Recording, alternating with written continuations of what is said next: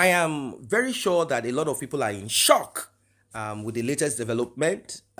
This is a terrible thing. It's a terrible thing. This latest development, um, with so much happening. I mean, come on justice for Mohbad. A lot of people, uh, they are wondering why this is happening. They are wondering why this is happening. Like, um, this is not right. This is not right. They are wondering why this is happening. The Justice for Mohbad update, we will get into it. We are going to get into it. The update and, in fact, Yomi Fabi, what he found out and some other things that have been discovered, it's a serious issue. It's a serious issue. But as you know, I always keep you guys up to speed on the latest development, on all that is going on Justice for Mohbad. Um, well, it is what it is. If you are unfortunate to to be from a family that cares less about you, a family or around friends who have no best interest in their heart towards you, if you're unfortunate to fall into such, this is basically what it will be. It will be a situation. It's a dire situation. It's a situation that a lot of people will pray in their lives never to be part of. Like, I don't want to be part of this. I don't want my life to ever be around such. I don't want my life to take form and shape around this kind of terrible drama. Mohbad is no longer here, but is everything about him still lives on in the heart of a lot of people. And this is what has given passion to it. This is what has prompted a lot of people to want to go extra mile. Whatever it is, whatever it takes, they say, no, we will for sure go all the way to make sure that this young man gets justice. It doesn't matter whose horse is God. It don't matter if there is one Oba or one Oba less or whatever. It doesn't matter to anybody. Their own is this justice is important, and there is nothing whatsoever that's going to stop it. I want you to stay put because we are heading towards that space where a lot of people have been hoping that we will get to on Justice for Mohbad. We'll finally arrive there. What we all have been waiting for, wishing for, it has finally landed. Kudos to everyone who stood their ground, who said we will not be quiet, we will pursue this to a clear and reasonable point. Kudos to you all, because we've all sacrificed and given so much to it, and therefore we have the right to demand whatever it is from whoever, either father, mother, anybody. Let us get right into this. A case of emergency at Kuramed and Perez. Enough evidence and witnesses, and police have got enough witnesses that they can use against whether Damola, whether it's Adura in court, that it was a dead body that you were parading. Who made you to be parading dead body? Because the doctor said and the driver said this was the time he had about Mohbad's death. So there was no treatment from any nurse. And then you spend and there was another alleged that there was a fight in the house, that the railings were broken, that the railings were broken, and a minor was even injured from the broken railings. Which minor? Mohbad, Wunmi's sister, her son. Wunmi's sister. Yeah, what is it called? Shekari. Yeah. TikTok. Ó mú ọmọ yẹn jáde, mark yẹn wà nǹkan ọmọ yẹn, ó ní release yẹn, ibi tó ti fàya ló ya ọmọ òun níkùn. She showed it. Tó fi ń pe àbúrò ẹ̀ pé wá sọ kí ló fàjà níjọ́ nígbà tẹ́ dé láti pátì, kí ló fàjà nulẹ̀, kí ló kan railings. Okay, it's all right. Okay. So there All right, are let's have, evidences everywhere. It's all right. Expander, hold on. Let me bring in Balo. Let's hear from Balo. Balo. Balo, are you there? Balo. House that very day. Because it's now obvious that every one of them is inside there, according to the driver today. Because some people was even telling, like Spending saying he wasn't there, Lifestyle say he wasn't there, Diosha say he wasn't there, according to their own story in the past inquest. So if I were to say, and the driver said that everybody was there, according to the driver's statement or CTC today. He said that everybody was there. So if I were to say, if you have your way to tell those people that the party to invite everybody that went to the show and came back with Mohbad, they should invite them or they should rearrest them so that they will be able to say exactly what happened to the guy. Because with the evidence of today, it means that all of them have compromised. Yes, because they are saying, because they are saying different stories. They are saying different stories. That is why they don't want the CCTV or the video evidence that will say one single story that will tell us the truth. Exactly. That is why, because each and every one of them in that house, believe me, I am 100% convinced that they knows what happened to that boy, what happened to Mohbad. They knows. Every one of them that follow them to that show and follow them to come back, they knows what happened to the guy. So basically, they should invite every one of them. Since they no, there is no two ways now. They've told us what happened.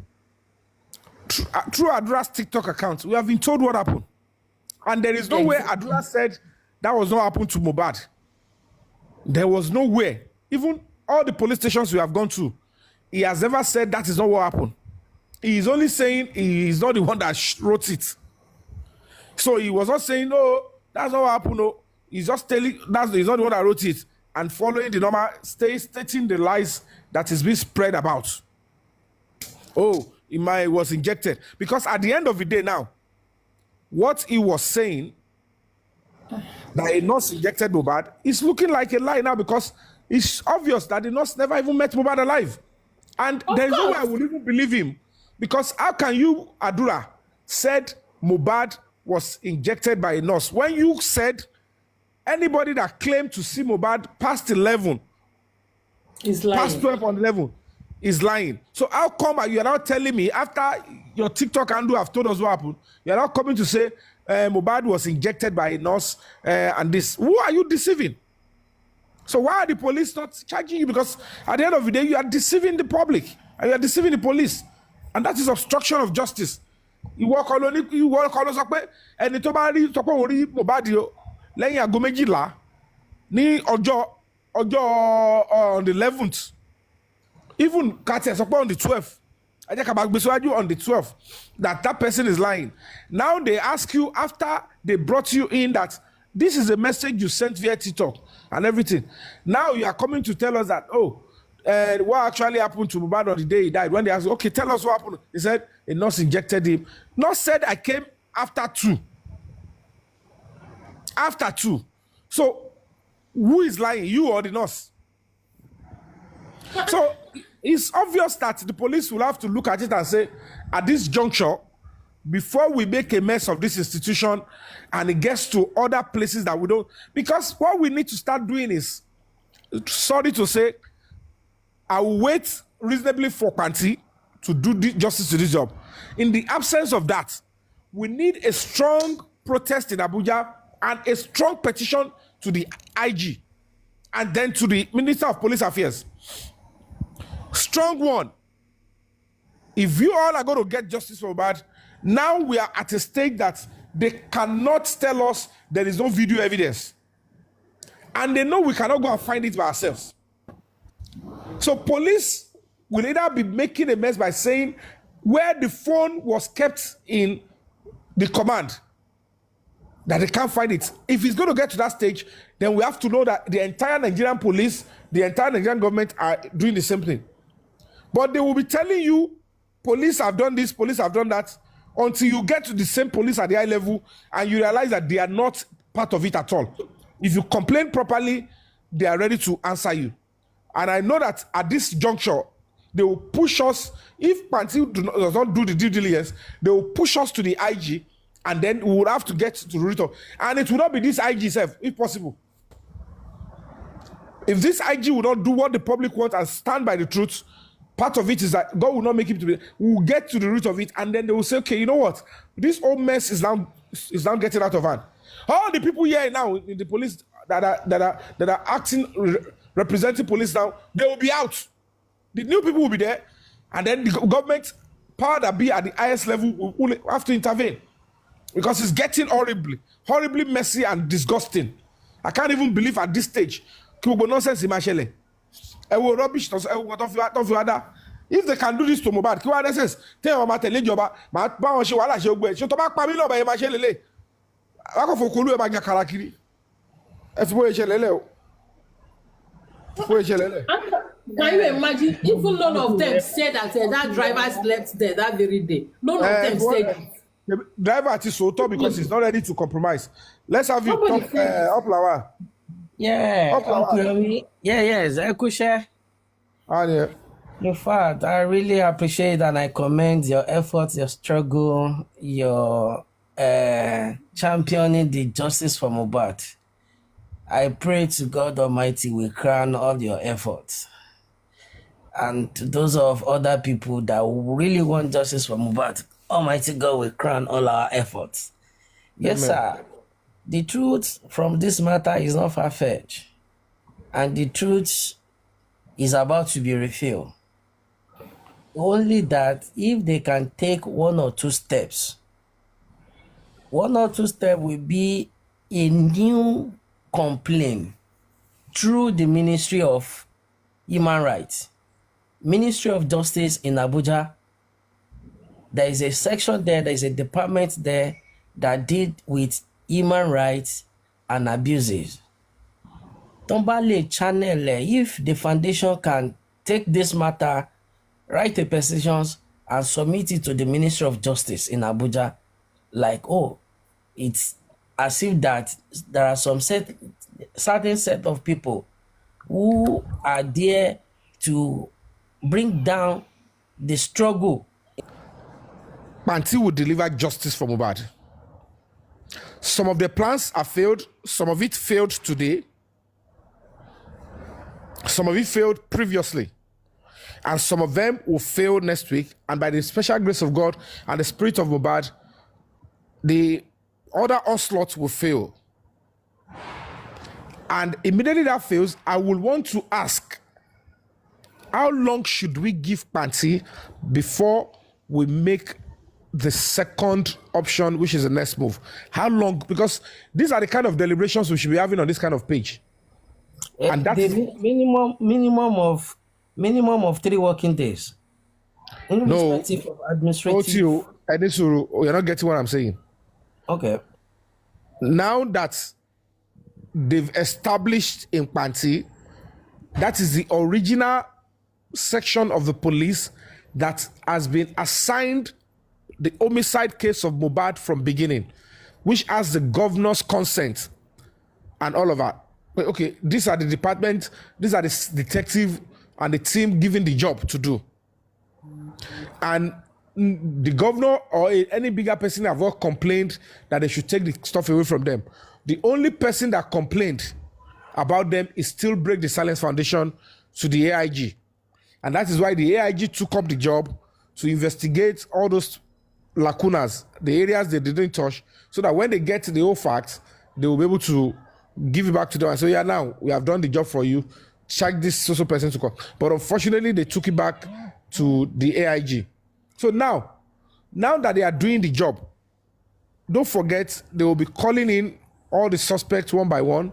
Some of them, they will have to do some phone forensic. They will have to check the iCloud, which are the information I am passing with the police. I am communicating with them. And they are responding back to me that we are working. there is progress. You need to give us time. I'm only asking that as a body, as the public, look at the time that they took the case now. Should we give them to the end of April and see what they will come out with? Uncle Because Yomi, Emma Binu, create an online petition so that the public will sign the petition for a re-examination of the case. Come bear again. That's my suggestion. you don't understand. Hello, To go beyond that stage. My brother, the case is already in court. I am talking about this new lead. But you people are still not understand. It's because this social media stuff have messed up the whole stuff. I want to talk about factions. This new lead of video to send here is a special gift from God. If not, without that, there is nothing anybody can do. Because the case is already in court.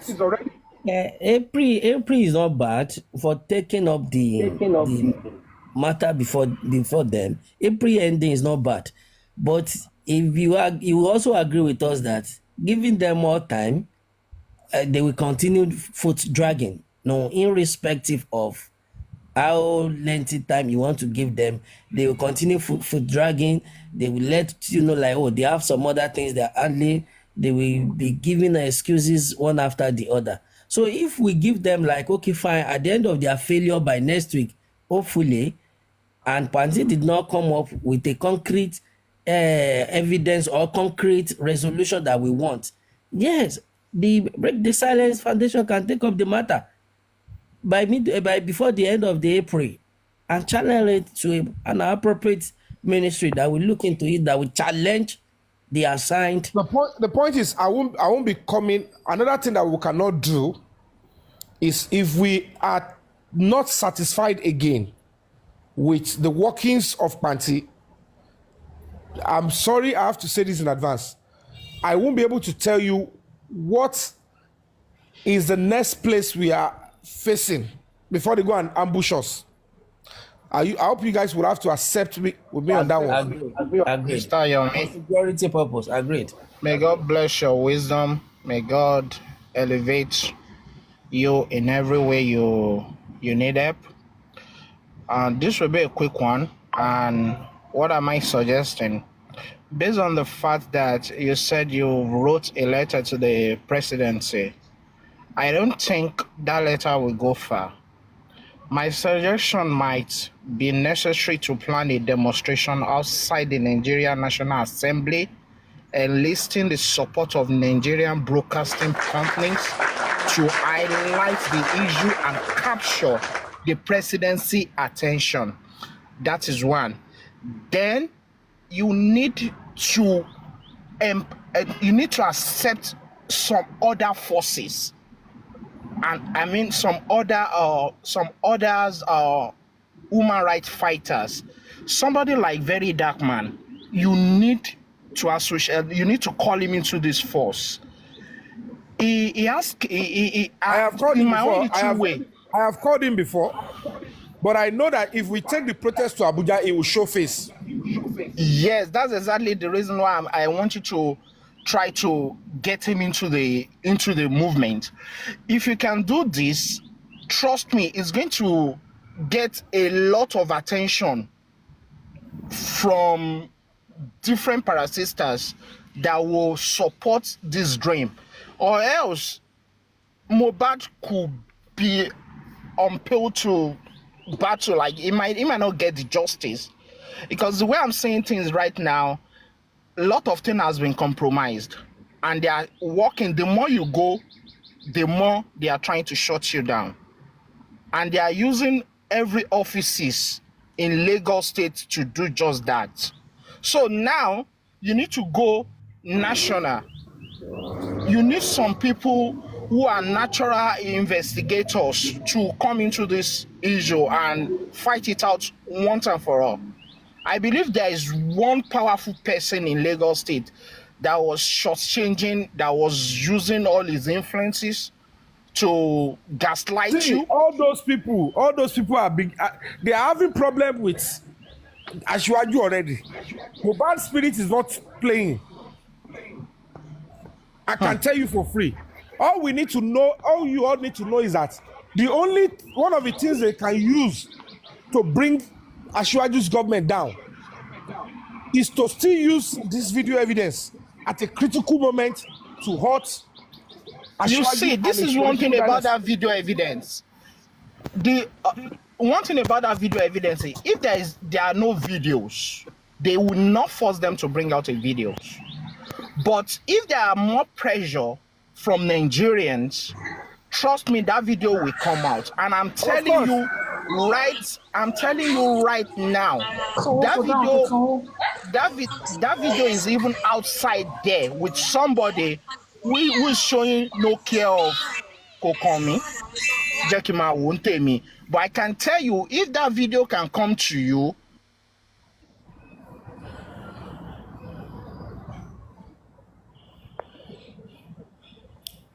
hello?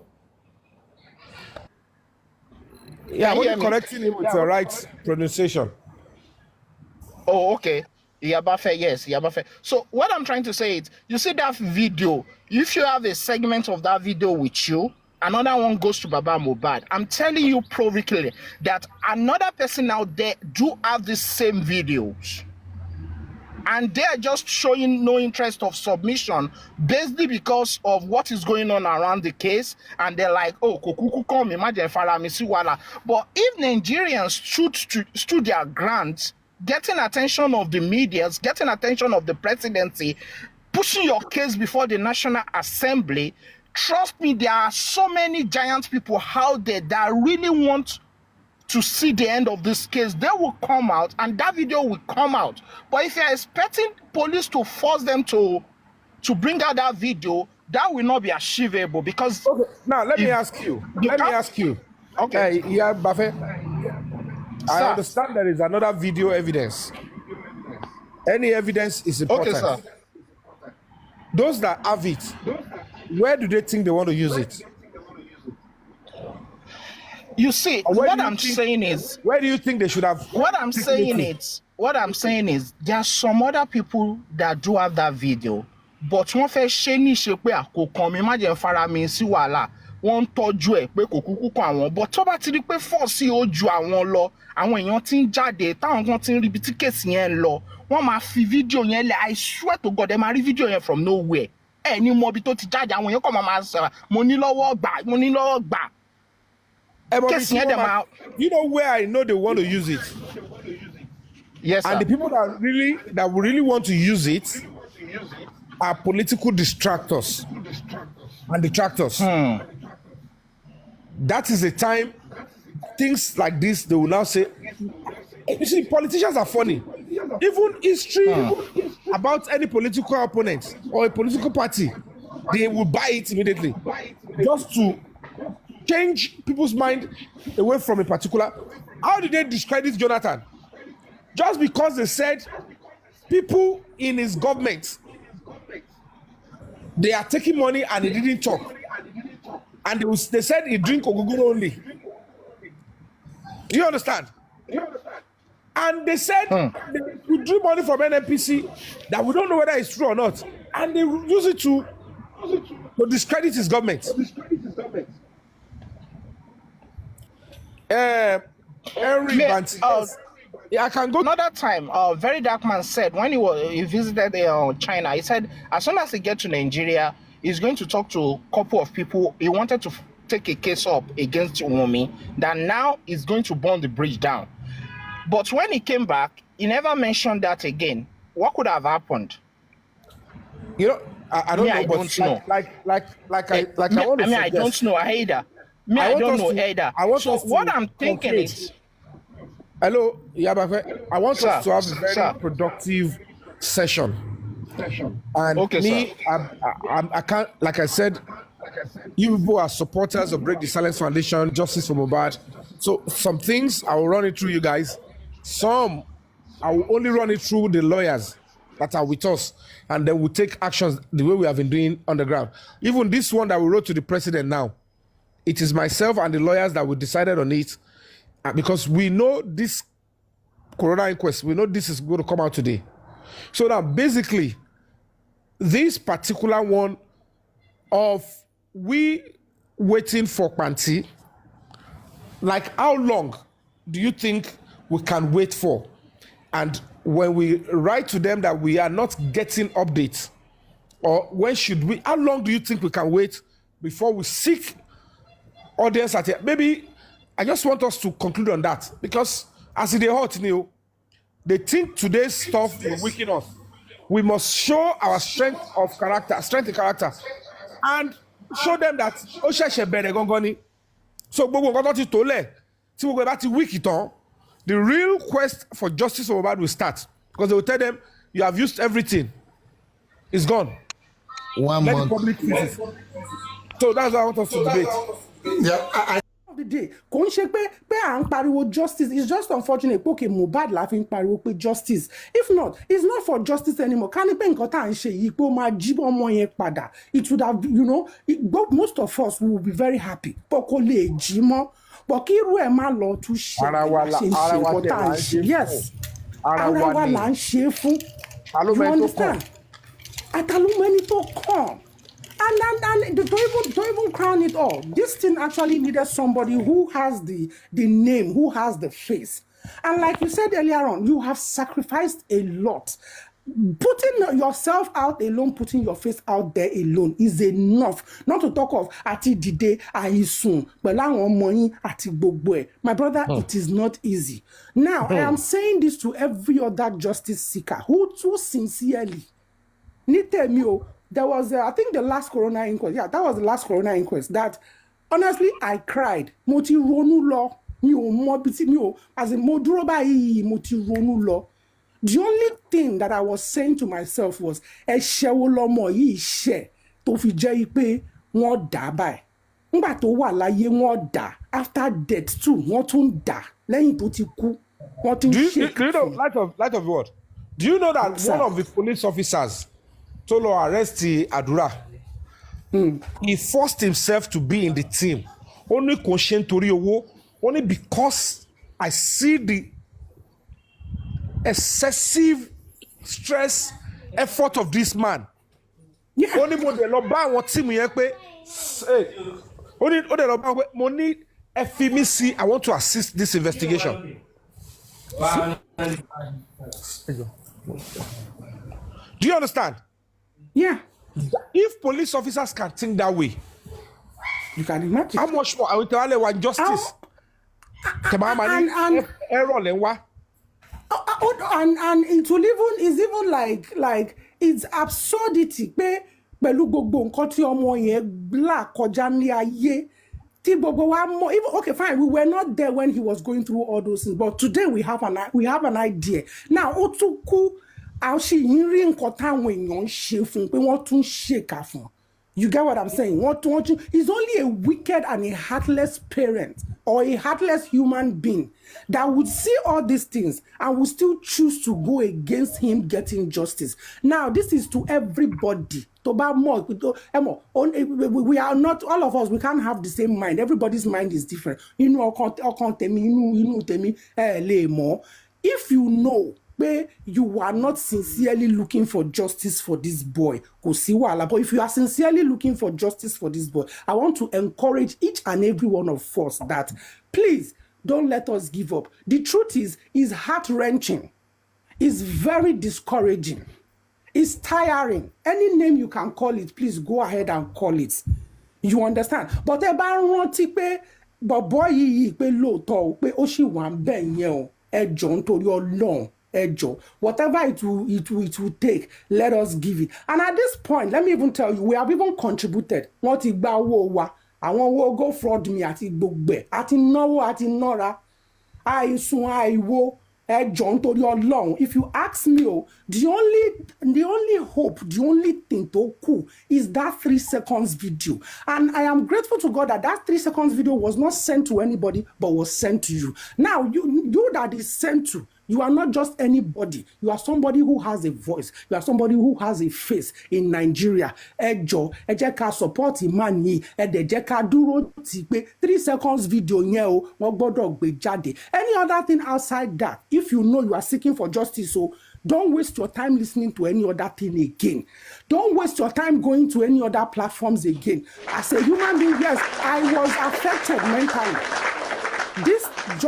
This whole nonsense, it affected me. This going to this platform, hearing all this. But as I speak to you now, I am better because I blocked my ears. I choose where I go to. I don't want to listen. I don't want to hear. I don't want to see. Even when I'm scrolling through the street of TikTok, if I see what I go past it. I don't want to listen. So if you are sincere that you are looking for justice, don't go any other place again. Don't any other discussion that is not outside this one. Pé Mr. Yomi on low CBO, over lossy, anything to part 10 3 seconds video. Please, for your mental health, don't listen. And let me tell you, your compensation. Mr. Yomi Edruejen Padele, our compensation lórí gbogbo nǹkan tí wọ́n ti ṣe fún wa, because wọ́n ṣèkà fún wa, even our public wọ́n ṣèkà fún wa, wọ́n tàn wá.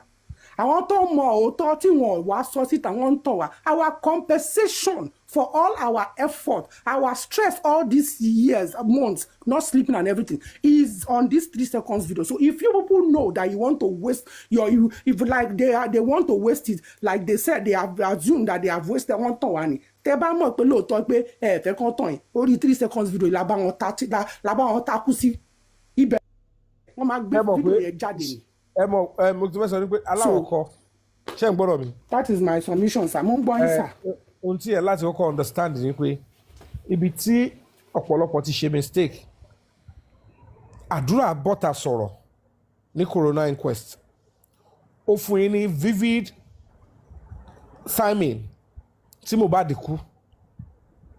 You all choose not to listen to a credible eyewitness. Choose not to condemn it and want to stick to who probably did not see anything.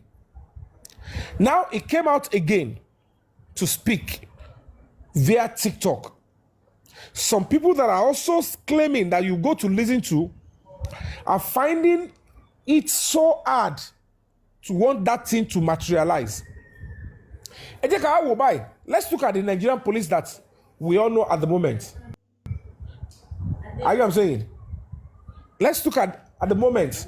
Now look at. I'm with you, sir. I'm with you. I'm listening. What fẹ́ sọ pé kí oyè ẹ wá download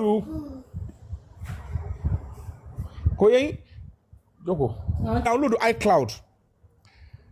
Kí ọlọ́pàá tó sọ pé okay, let's go and look for a phone. Tó bá download iCloud, tó bá gbé ní suspect wa, ṣe bí new phone náà ni. And same people that are looking for justice, me, mo ti sọ pé oyè wá dáwọ́ fún mi o, I fẹ́ ra phone. I even came here and said the iPhone was given to us by one of the justice seekers. The second one, which is Android Lara. And some people are still picking holes in that. Now the question is, you will still want to go to such places and make them make sense. I understand. Yeah, they are not kicking against it. It's because Sherry only àwọn míì tó yẹ pé it's just like Cherry testimony ti driver give lọ lẹ́ni fún corona inquest tó sọ pé 3 a.m. wọ́n jáde pé wọ́n lọ ra oògùn at the end of the day wọ́n padà wá oògùn tí wọ́n lọ rà ní 3 a.m. ta ló rán wọn pé kó lọ ra oògùn yẹn ta ló sọ irú oògùn tó máa lọ rà fún wọn so èèyàn kan ló wà ń bẹ̀ yẹn tó yẹ pé ẹni tó ń pariwo yẹn pé kí ló yẹ tó máa fi dáwọ́ fóònù fún yín ipe olè ni àbí kí ló yẹ tó máa fi fún yín ní fóònù kí ló yẹ tó máa lọ fún àwọn ọlọ́pàá ní fóònù kan fi ṣiṣẹ́ wọn ẹni yẹn gangan ó mọ nǹkan tó ṣẹlẹ̀ láàrin ibi tí wọ́n ti lọ ra oògùn yẹn ó mọ nǹkan tó ṣẹlẹ̀ ń bẹ̀. Uncle Yomi, sir. Hello, sir. Hello. Uncle Alabi, we are listening. Ẹ rí ọ̀rọ̀ yìí látọjọ́ tó ti pẹ́ ló yẹ ká ti mọ ibi tá à ń lọ. Ẹ jẹ́ ká ti bi ìṣáná kíyèsí oògùn gbà tí wọ́n lọ sọ́dọ̀ Bẹ̀rẹ̀kẹ̀tẹ̀. Ṣé mọ̀ ẹ́ pé Bẹ̀rẹ̀kẹ̀tẹ̀ ready láti ṣe even gbogbo autopsy oníkan má san anything. Òun ready láti gbé anything. ṣé dẹ̀ mọ̀ pé tó bá jẹ́ wípé Bẹ̀rẹ̀kẹ̀tẹ̀ fúnra ẹ̀ ni wọ́n lọ gé sample kí wọ́n ti ń pe yìí fún, I am very very sure tó dẹ̀ yẹ pé fúnra ẹ̀ ló lọ ṣe mọ̀ pé ọ̀rọ̀ á yàtọ̀, but wọ́n ti pa, wọ́n ti kún, wọ́n dẹ̀ ti mọ ibi tí wọ́n ń lọ. Bẹ́ẹ̀ gbogbo nǹkan tí wọ́n ń gbìyànjú láti ṣe ni wípé wọ́n lọ mú abẹ ni wọ́n lọ rà láti fi fá everybody lórí wípé àjẹgbé òun ni gún jẹbọ. Nǹkan tó ń bá lọ sẹ́dọ̀ Bẹ̀rẹ̀kẹ̀tẹ̀ àwọn ti believe wípé ṣé nǹkan tẹ́ fẹ́ lọ ṣe rèé, ó yẹ gba owó yìí, kí Bẹ̀rẹ̀kẹ̀tẹ̀ dẹ̀ kówó lé wọn lọ́wọ́, kó wá dirú òní yìí ń sìn kan wá lọ kí Bẹ̀rẹ̀kẹ̀tẹ̀ náà kó ṣe wà máa gbọ́ news nǹkan tó fowó jẹ. Bẹ̀tì nǹkan tó wá lọ sọ́dọ̀ Bẹ̀rẹ̀kẹ̀tẹ̀ wọn ò rí náà ṣe padà, because ẹ jẹ́ ká flashback. Kí ni tangible reason tó ń ṣe padà ṣíṣẹ̀ padà lọ́dọ̀ Bẹ̀rẹ̀kẹ̀tẹ̀ dọ́là? Kò sí tangible reason. Ìyẹn ní èjì, wọ́n ti parí gbogbo iṣẹ́ yìí pátápátá porogodo. Kí ni Wunmi sọ lọ́jọ́ kìíní àná? Olóhùn ò ní explanation fún anybody. Ọkàn everybody balẹ̀ lọ́tùn lósì níwájú lẹ́yìn. Nígbà tí 3 seconds jáde ńkọ́, ẹni tó ń tọ̀ sára wọn ò sùn, wọn ò wo, wọ́n wá because gbogbo conclusion corona wọ́n fẹ́ ṣe autopsy, wọ́n fẹ́ ṣe gbá, wọ́n fẹ́ ṣàwò yìí, wọ́n ti conclude ẹ̀ already. Ṣùgbọ́n nǹkan tó tún wá jáde tó tún ṣúyọ lẹ́yìn conclusion wọn yẹn níbi tó dì sí lọ́kàn everybody of tẹ́lẹ̀ ìbá fi lè jáde everybody fi wá ń fò rí pé eré yẹn pọ̀ ni Mr. Yomi mọ nǹkan tó ń fojú ẹ tó even spiritually physically mọ nǹkan tó jù tí yín náà ti sáré rí lẹ́yìn ìgbà 3 minutes yìí. Ẹ̀yin nìkan lẹ lè sọ. Ẹ má jẹ́ sọ rárá. Ẹ̀yin nìkan lẹ lè sọ. Ẹ dẹ̀ wọ́jọ́ láti bóyá bí ọdún mélòó kan tí kinní yìí ti bẹ̀rẹ̀ sà. Ẹ wo ọdún tó ti bẹ̀rẹ̀, ọkàn everybody ó balẹ̀. Ṣé bóun náà fi lọ ṣírun, ìdán fi ṣe lọ ṣí ṣọ́ọ̀bù run. Ẹni tó ń lọ concert lọ concert ẹni tó wọ. Láti December 3rd tí mo ti wọ Nàìjíríà padà, mi ìsúnú ilé mi fún 1 minute. Ilé tí mo fọwọ́ ara mi kọ́ ìlágùn mi. Bí bá ṣe ń sọ̀rọ̀ yìí, ó ń wu koríko báyìí ni because of this struggle. Ẹni tó bá mọ̀ bẹ́ẹ̀ lọ́bẹ̀ náà ẹ lọ wò. 3 second fídíò yẹn not until because ibi tá à ń lọ ò jìnnà rárá, ibi tá à ń yà sí ló pọ̀.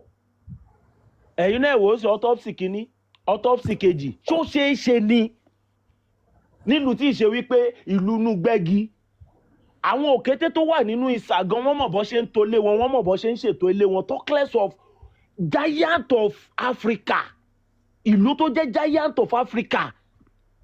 Gbogbo abroad yìí ń sìn àwa la gbọ́n jù, àwa la lọ́pọlọ jù, àwa la wà hard working jù. A lè wà a bit slow láti kọ́ nǹkan, bẹ̀tà bá ti fi mọ́ báyìí ó ti tán nìyẹn. Why we? That's just the question.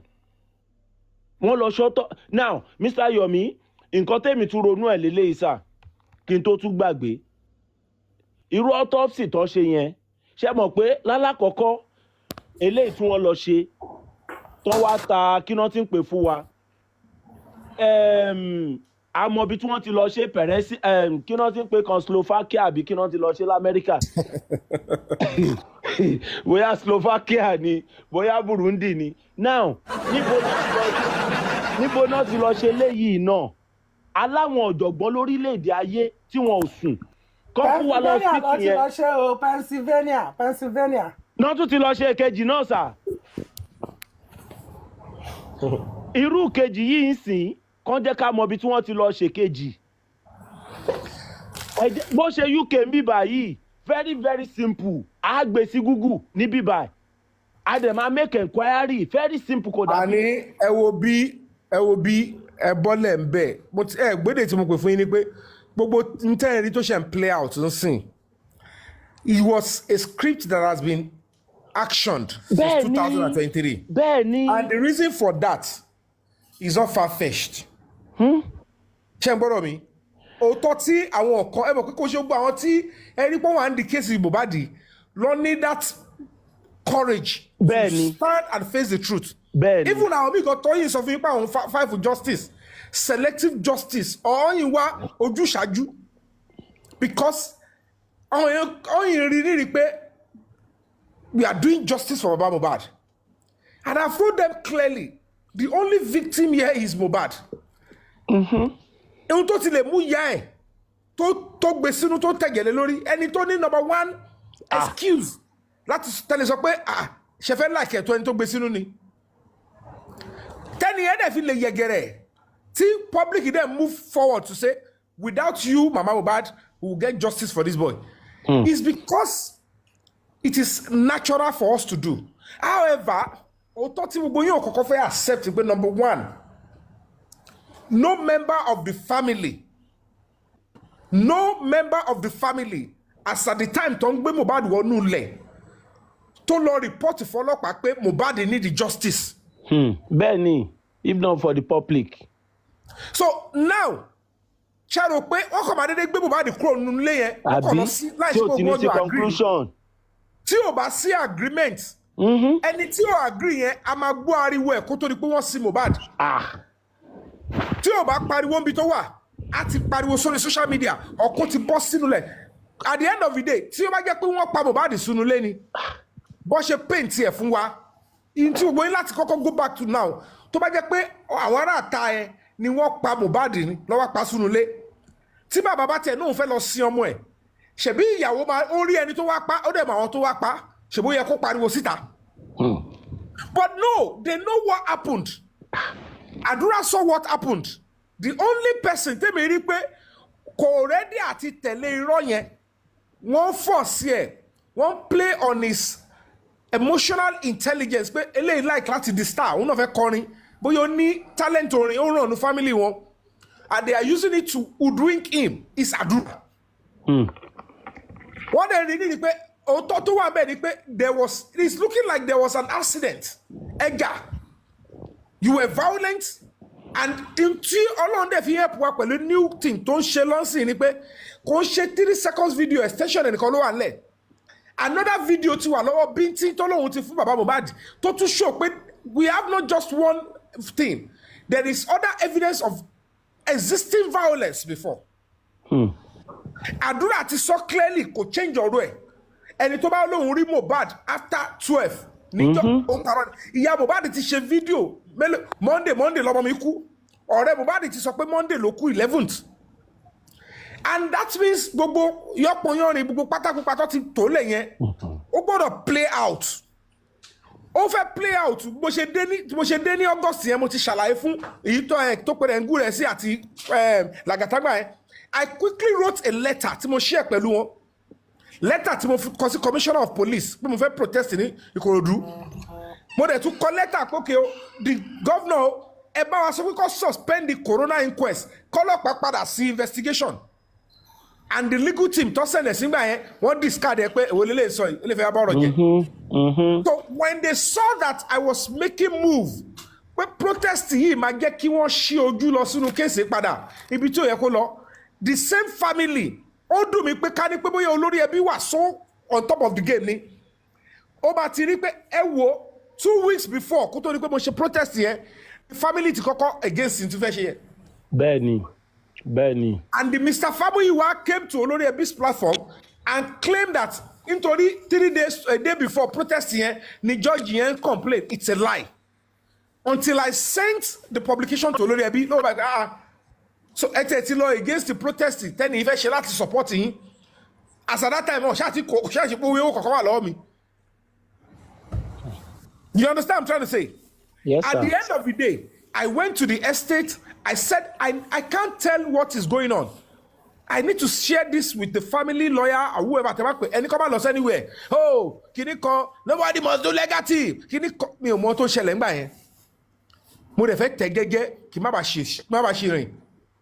Olórúkọ làbùkù wá kiri. Pẹ̀lú bó bá ṣe wà careful tó. No matter how careful you are in this life, if you run into people that are careless, àwọn tí ojú wọn dúdú, tí wọn mọ bọ́rọ̀ ṣiṣẹlẹ̀, tí wọn ní very good foresight, tó bá débẹ̀ ìwọ tó wà careful ló máa kọ́kọ́ blame. And that is what you are seeing with the likes of those tọ́lọ́nkì platform lóríṣiríṣi. Wọ́n blame, wọ́n ṣe gbá kan, ìyọ̀mí yẹn ṣe kíní kan. We are trying to speak the truth and tell them gbogbo ohun tẹ́ tó lẹ̀ yẹ́ rọ̀ ni. Ara ohun tẹ́ tún tó lẹ̀ tí ò wà tenable tẹ́ máa lò ní pé lè lọ complain ní any police station pé wọ́n pa èèyàn abẹ́ fúnra pé wọ́n pa èèyàn. If you come to complain that somebody was spied, there is no way they will tell you to go or that you don't have a case. They will listen to you. They want to see where the something is. And then in that situation, and it all of just I come here to complain. Oh, I suspect they took the life of my son. You will be asking that they should give you documents to go and bury. You come to tell us to go and investigate for you. You still want to go and bury. How can you? Which one are we going to do? Kò yẹ kán mú fún ẹ rárá tọ́lọ́pàá máa fi débẹ̀ yẹn. Àní n tó ṣẹlẹ̀ n tẹ́ mi tíra sọ ni pé tá n tíra ṣàlàyé fún wọn pé ẹ jẹ́ kí bàbá padà wálé fully ká ní wọ́n ti aláwọ̀ gbà yẹn ni ìgbà yẹn bàbá wa ti jẹ́ kó yé wa pé on the level ọmọ ikú o ìsìn mo ṣe rí pé public wà pẹ̀lú bẹ̀rẹ̀ mọ́ nǹkan tó ẹ̀mọ́ tẹ̀ ṣe. Mo ti ráwọn èèyàn lẹ́yìn mi because ìgbà tí bàbá ṣe rí pé now the case is having the right àwọn ti rí lọ́ọ̀yà gidi àwọn dẹ̀ ti rí NGO tó ń ṣèkọ́ gidi ní bàbá yìí ti jáde sọ pé 11 lọ́mọ ikú bí o lè bá tẹ̀lé yín sọ gbogbo èrè tẹ́sọ tẹ́lẹ̀ yẹn. Initially the argument was meeting after meeting ló fa ìjà but nowhere the case was incidented that they want ọ̀pá ọmọ èèyàn. Kẹ́ni ẹ pọ̀ ju anything law police will still say write your statement and let us go and check. Kò ní ṣe pẹ̀lú police report nípa fẹ́ lọ sí ọ̀yẹ̀ lè béèrè fúngbà yẹn you can't ask police for report there they will just tell you gbòòrò tó bá yẹ kó wà ń ta ni who and who are there why did you remove it from there baba you have messed up this thing o you shouldn't have removed the body you want to come and report to us and you are bringing dead body kéèyàn bá tiẹ̀ kó bá tiẹ̀ mọ bọ́mọ ṣe ń kú tẹ́lẹ̀ rí níbo lẹ́yìn ti gbọ́ rí ké ọmọ èèyàn kú síbi kan tó fẹ́ lọ fẹjọ́ sọ ọlọ́pàá kó wá ru òkú yẹn lọ́bọ́ ọlọ́pàá. láì ṣàjà tí mọ́tò gbá tẹ wá lọ report police station ẹgbàgbé gbogbo àwọn people yìí torí pé wọn mọ̀ọ́tọ́ ṣe wọn láìkòótọ́ lọ ṣe ń patch gbogbo kìíní yẹn that doesn't mean ọmọ ayé ọba yẹn pé òun ló bímọ yìí it doesn't remove the fact that he's looking for justice it is just for us to set the record straight.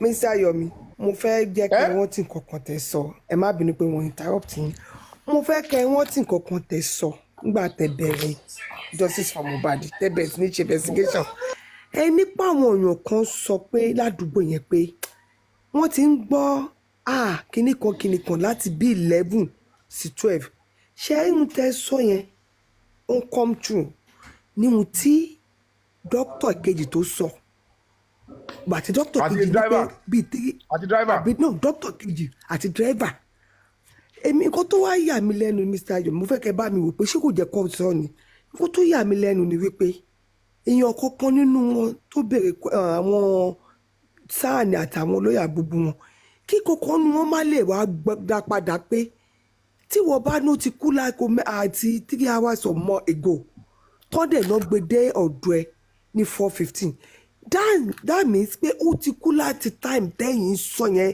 between 11:30 to 12 lọ́mọ yẹn ti kú ẹ jẹ́ ká àzú bẹ́ẹ̀ ó dùn mí pé mi ò yẹ kankan tó sọ síta kí magistrate yẹn lè gbọ́ ìyẹn èmi ò máa mú wá ìtọ́ṣe dákẹ́.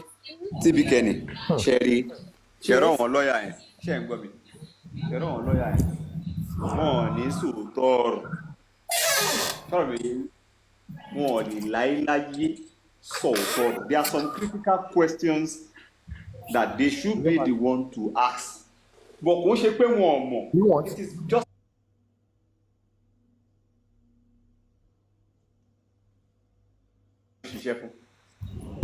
Madam na wá for you Madam TB Kenny ó ga o àti kọjá gbogbo eléyìí sáànù ìgbà bẹ́ẹ̀ mo kàn sọ ní based on question tó sọ ní nǹkan tó sọ ní court lẹ́nu.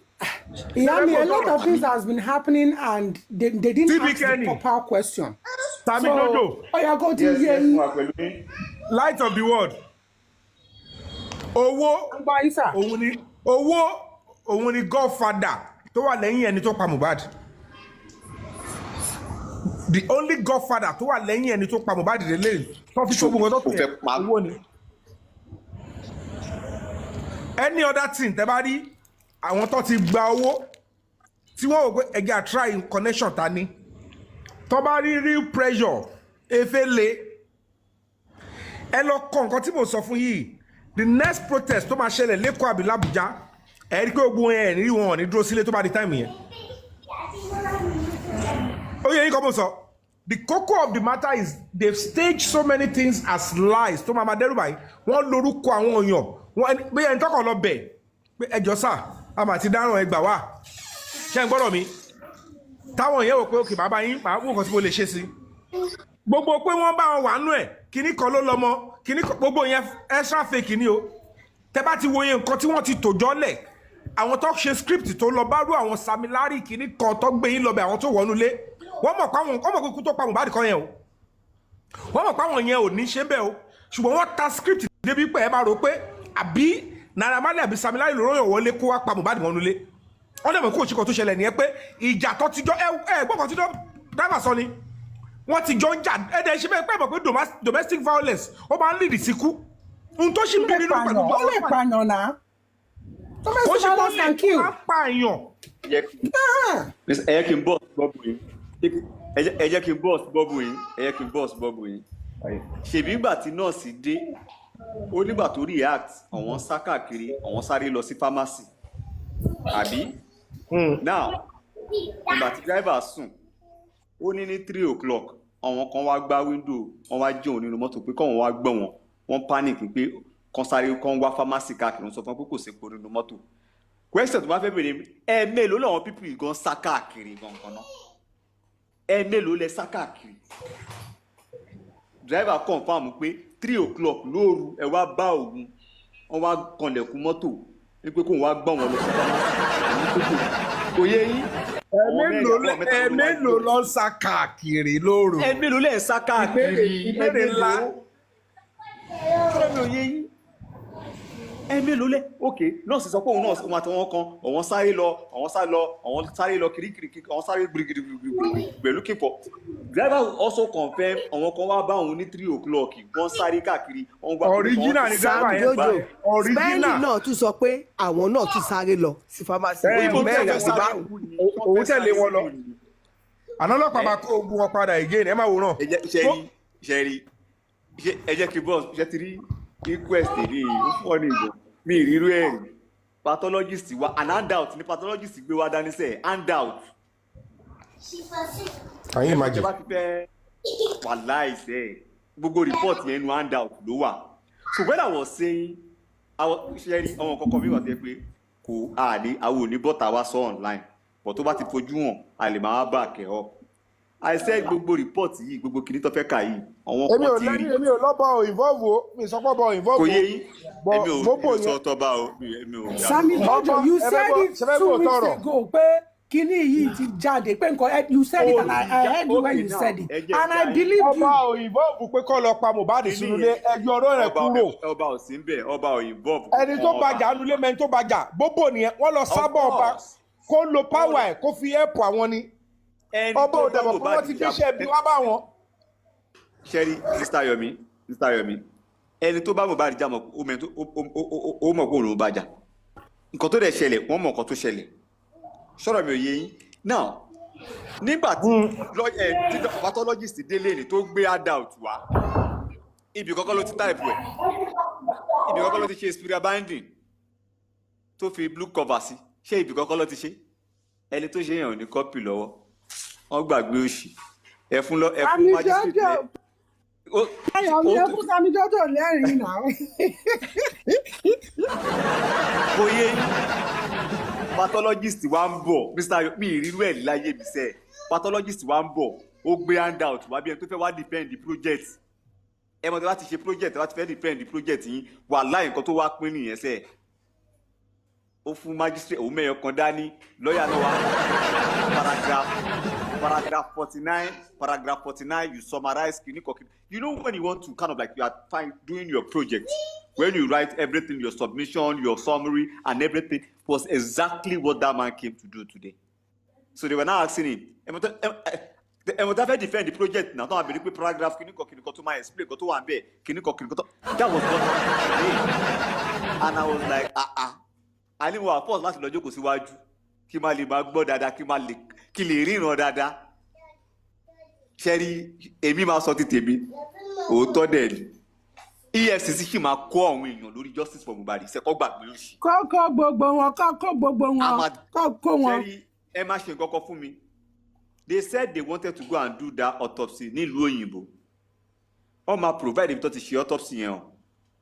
Tí wọn ò bá ti lè provide ẹ̀ tá a bá ti lè verify pé this sample was actually taken to so hospital. EFCC máa kọ́ wọn tó máa kó.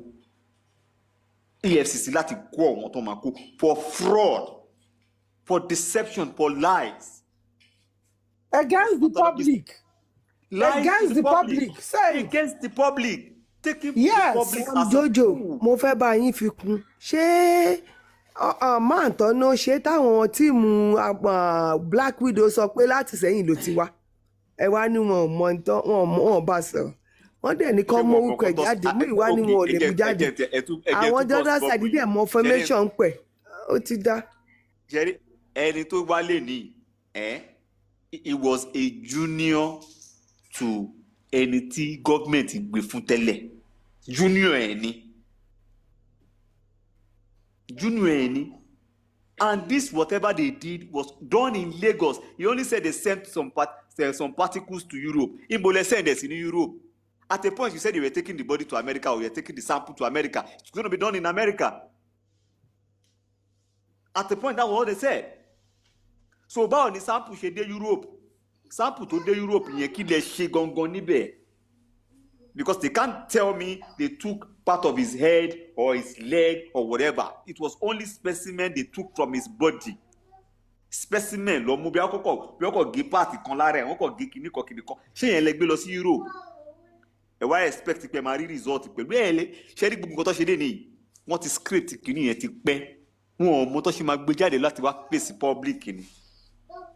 That was why they changed that English of inconclusive to uncertain. Have you got a uncertainty or uncertain or whatever? Yeah, uncertain.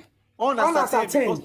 Toba no inconclusive fún yín, ẹ máa wò pé ọmọ inconclusive again.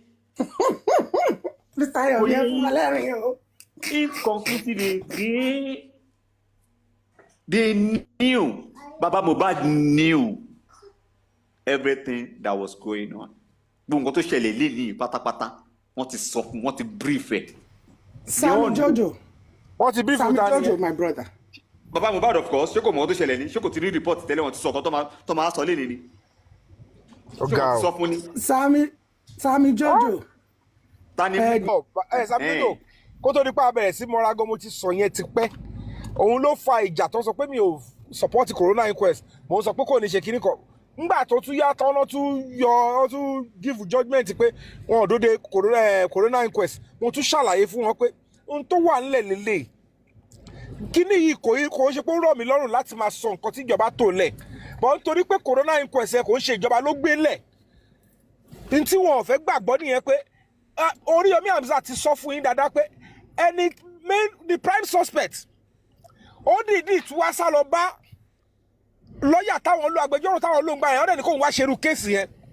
Báwo ló ń ṣe fẹ́ ṣe kéèsì lu agbẹjọ́rò tó sọpọ́tì àwọn gba kéèsì Adégòkè nígbà tó ń dalẹ̀ onítọ̀hún yẹn ni.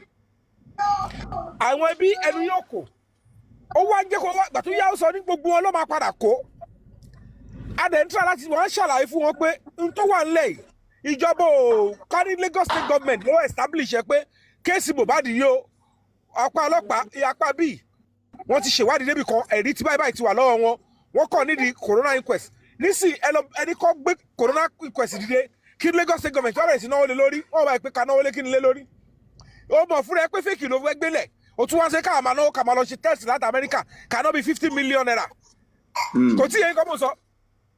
So Adẹ̀ntra láti ṣàlàyé fún wọn pé ohun tó wà nílẹ̀ nìyẹn and mo tún sọ débi pé mo ní as at that time lára àwọn tí ò fẹ́ kí gọ́ọ̀mẹ̀ntì Lagos state kó succeed tó fẹ́ kí gọ́ọ̀nà ìpadà alẹ́lẹ̀kejì òun ló lead the struggle justice for Mohbad.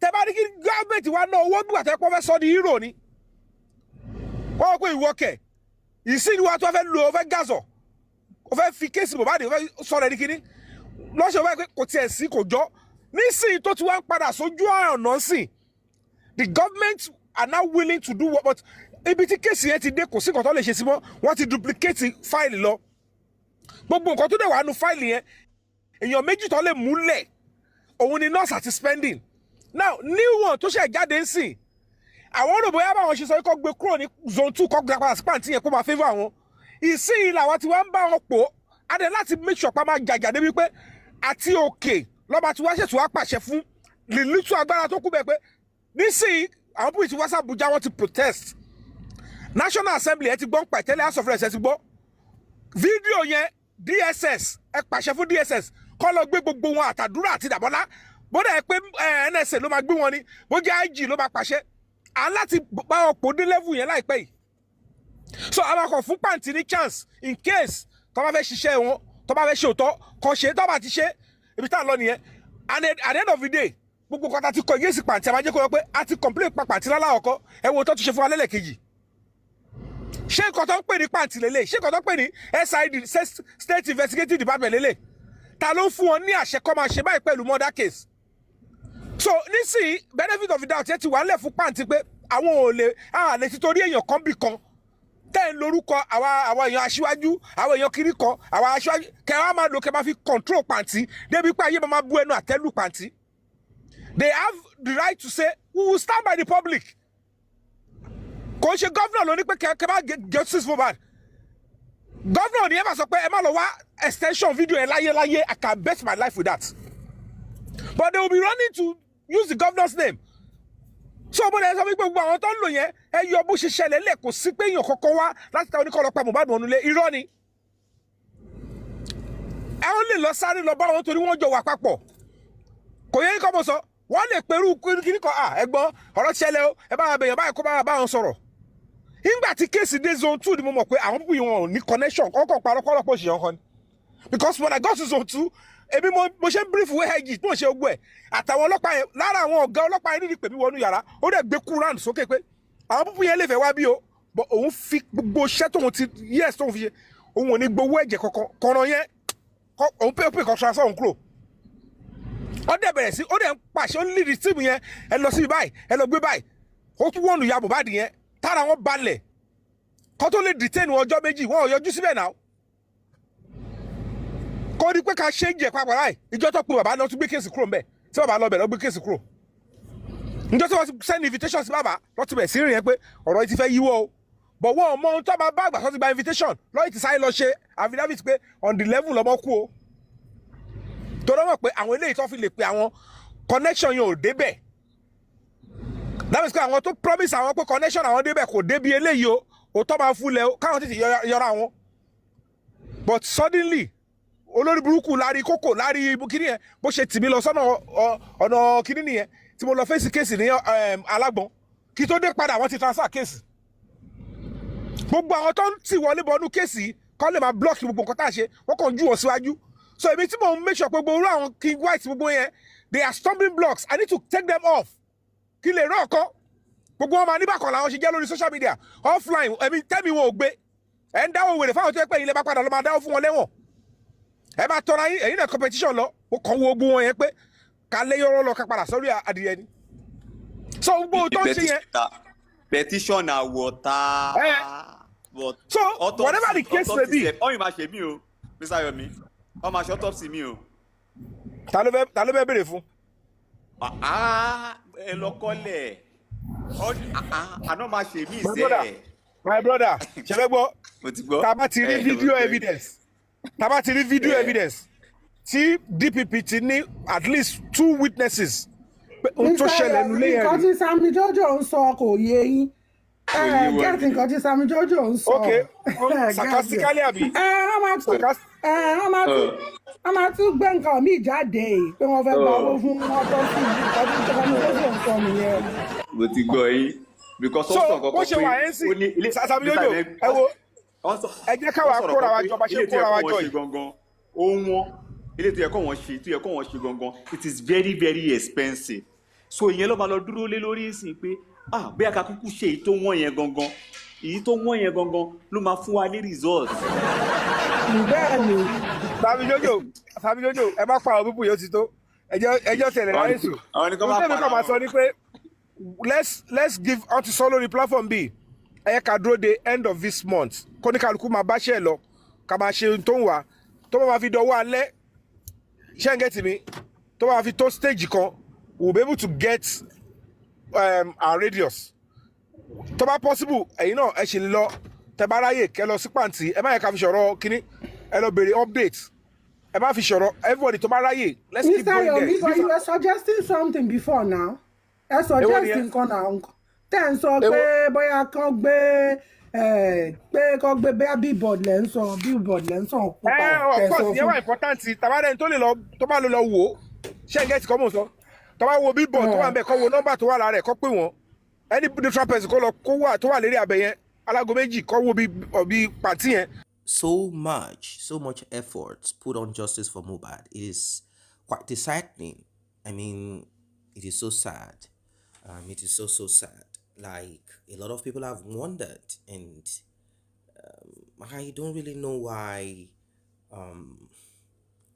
this is happening this way. It is so sad.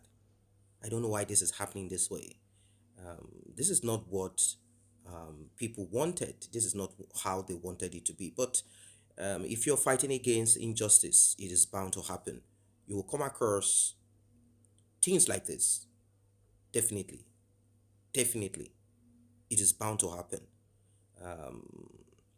A lot of us have put so much into getting justice for Mohbad. In fact, there is no limit to what people can do to just make sure that this young man gets justice.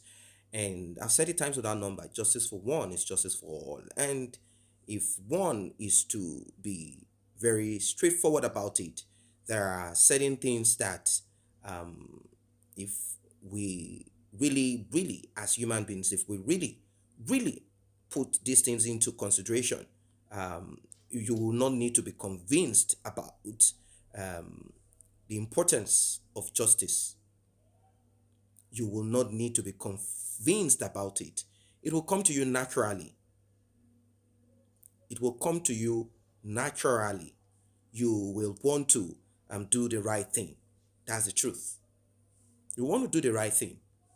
That's the truth of the matter. So, I don't know what your thoughts are as regards what's going on here.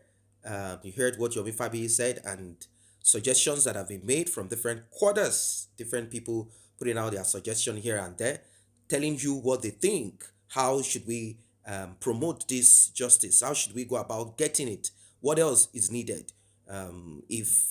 If they think that, the pathologist and what he said at the inquest is enough and that's the end of it, they have made money, we are not ready to back down. But we are no longer into donating money on behalf of any Mohbad's father. Anyone that wants to donate money to him, whatever, because they said, it has not finished, we are just at the beginning, and there is still the real one that we have to do. The one that they did is the first step. We are hearing stories like that, but people are like, no. We care less about whatever it is that you guys are thinking of again. Whatever we need to do now will be done. In fact, people are saying, let us get our own lawyer. The thing is, there is so much stress and pressure on this justice for Mohbad, and it has not made people happy. People are not happy about certain things. They are not happy about it. Palali Mohbad's father, they are not happy about it, and I believe strongly that in the coming weeks something is going to drop. If you even listen to the deposition of the driver, if you listen to the narration of the driver of what he saw and what happened, you will realize that there is more to what the eyes can see. Even went as far as saying that, if not me, I go beat that kind of woman. Like what Mohbad went through, it is unbelievable what he went through. But unfortunately, for him, he's not the kind of person, he's not the kind of man that knows how to handle situation. There are certain people that you should not be with. It's not by force. I know he's not a perfect person, definitely, but there are certain people you should not be with. It's not all women that you should be with. It's not all partners that you should or can be with. Now we are here trying to put things right. What are your thoughts? What are your thoughts about this one? See you guys in the next update.